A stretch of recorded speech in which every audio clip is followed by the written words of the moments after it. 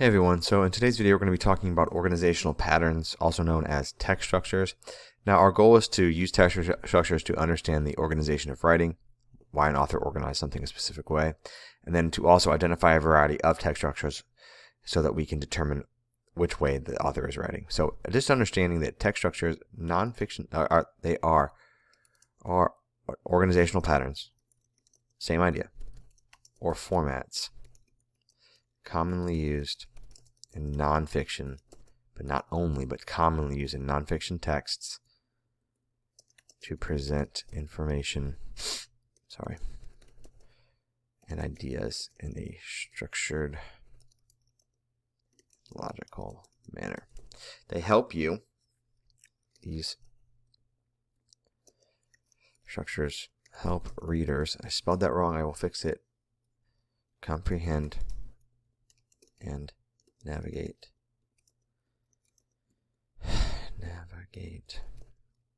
nonfiction texts more effectively.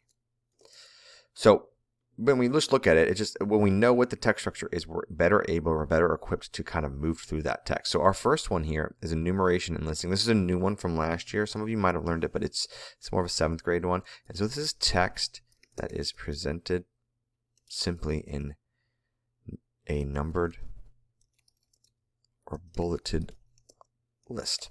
All right, and it will happen sometimes. You'll just get stuff presented in numbered or bulleted list. Now, single word is a way that we can kind of identify, or it helps us to identify exactly what the text structure is that we are looking at. It's not an end-all, be-all, but it is a possibility. These are some of the signal words. They are listed for you right here. Now, here's an example. Werewolves, the shape-shifting creatures of folklore, are known for their intriguing and unique traits. Let's explore the key aspects that make them stand out. And then you would just go through 1, full moon metamorphosis, 2, cursed origin, so on and so forth. And you notice you go through these 5 things. It's listed out for you. Enumeration listing should be one of, if not the easiest to identify. Now, our second one is also a newer one. This one's a little challenging because it will kind of seem similar to sequence, but it is process, and it's text that explains how something is done, how something works, or the steps involved in a particular, as we note, particular process. So, in words for a second, initially the first step, so on and so forth, and basically it's just going to show you how something is made. So how to make vampire blood punch. Here are our ingredients, and then the steps that you need to do. First, pour red fruit punch into a punch bowl. It's very, very similar to sequence, okay? But it's a process and how we're doing it. You need to do it in this exact process or it will not work. Now, sequence, we really want you to start thinking of sequence more of text that organizes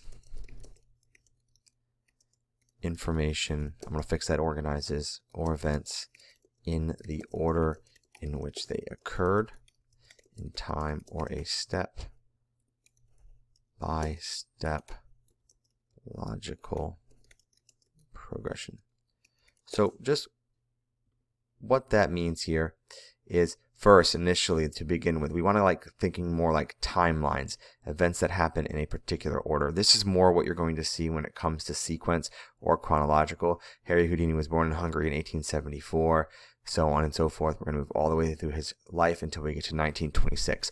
We're really going to see process more with the step-by-step basis. We want to think of that as the process, and more like chronological and sequence as time order. Now, that's not to say that you are wrong if you label process as sequence, which is where it can get kind of confusing. I could see you doing it for both, but they're never going to ask you on an SOL test, if we go back to making the punch, is this process, sequence, chronological, or description? They're going to be specific and say, is this a process or is this a sequence? So they're not going to try to confuse you. So just our terminology, what we want to make sure is understand is there's a process to making punch, and there's a sequence of events that happen in Harry Houdini's life. That's what we want to kind of get as our difference here. Now, cause and effect is arguably our most important one. I would argue between this one and compare and contrast are the 2 most asked ones on our SOL test, and the ones that they are stressing that we know, that you know. Sorry, not that we know, I know, but that you know the difference of, and just how to identify cause and effect, and how to identify more so if this happens, what is the result, right? So like if I were to slam this mic, it's going to make a loud noise that hurts everyone's ears. That's a cause and effect relationship. So cause and effect for an event, situation, or problem, and the consequences, effects, result from those causes, right? So if you're over here and you have an event here, what are the 3 results of that event? Or if you have these 3 events, what could have caused it, right? So if I said, ear damage, really mad at Mr. Black, never going to watch his videos again, the cause of that is Mr. Black slammed as hard as he could into this microphone, and you never wanted to listen to his videos again. As a result of him slamming into his microphone, those 3 things happened. Okay.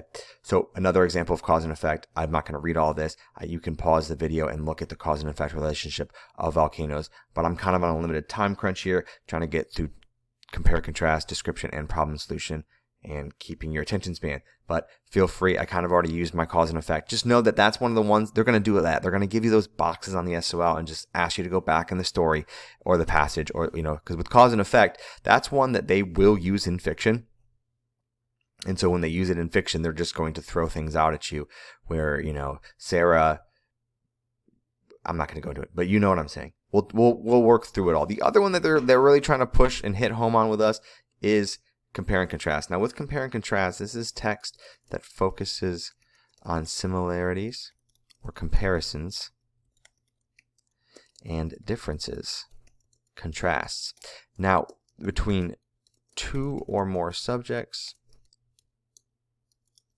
ideas, or concepts, what they're really trying to hit home is they want us to look at multiple texts and compare and contrast those multiple texts. That's their goal. They're trying to get us to do more and more of that than we have in the past. Here we're going to compare and contrast volleyball and basketball. That's the basic way of comparing and contrasting, but they're going to want to give you a nonfiction article on basketball, maybe a nonfiction article on Kobe Bryant, and then give you a poem that Kobe Bryant wrote, because Kobe Bryant actually did write a poem, or a book on, not a book, an article on wolves, and then a fictional account, compare that to Call of the Wild written by Jack London, an excerpt, which is just a small passage from a book or something larger than a small paragraph, but pulling that small paragraph up from Jack London's Call of the Wild, which is about wolves, and then comparing it to a nonfiction article, and then looking at the similarities and differences. That's kind of what we want to do with compare and contrast.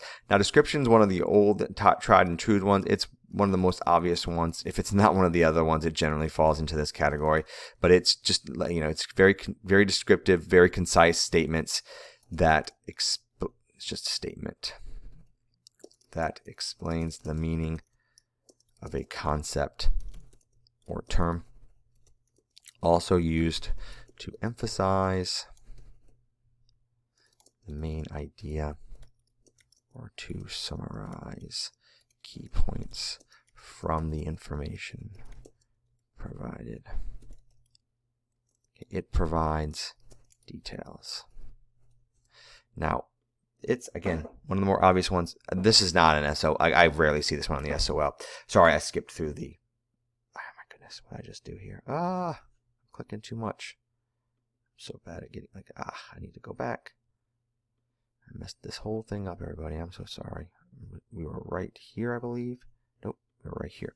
So this is just a description about a coconut, what a coconut is. It explains everything that you want to know about a coconut. Okay, I should have just paused it there for you all. And then our last one is problem solution. Now, the thing about problem and solution that you must understand is it is a text where the author identifies a problem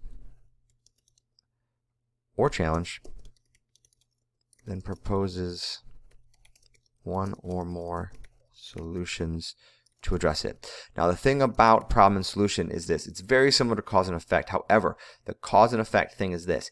If I hit this microphone, I know I keep going back to it, but it's just the first thing that comes to my mind, and your ears are bleeding, you now have a problem that your ears are in pain from the loud noise that Mr. Black made. Now, what solution can you have to now that your ears are in pain? Like, what do you have to do to fix that problem?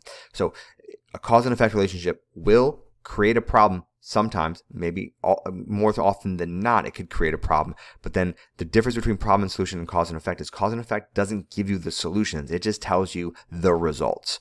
Okay, and so that's everything on our text structures. We will then now have some practices on text structures, as well as going back into our article about football. Unless it's our first time starting with it today, we'll just see how the week goes. But into our article of the month on football and looking at what the text structure of that article may be.